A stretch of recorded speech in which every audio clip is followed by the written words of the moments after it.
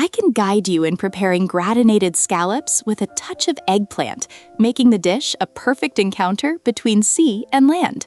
Ingredients: 8 fresh scallops with shell, 1 medium eggplant, breadcrumbs as needed, 2 cloves of garlic, chopped fresh parsley as needed, extra virgin olive oil, salt and pepper as needed, grated Parmesan cheese as needed, butter as needed.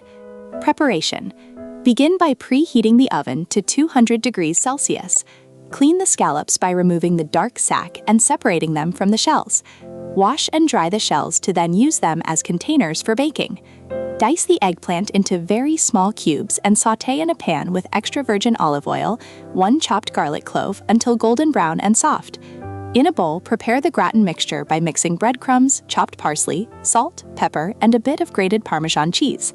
Add a drizzle of olive oil to the mixture to get a sandy consistency. Place the shells on a baking tray, position a scallop inside each one, a bit of sautéed eggplant, and a knob of butter. Sprinkle the gratinating mixture over each scallop.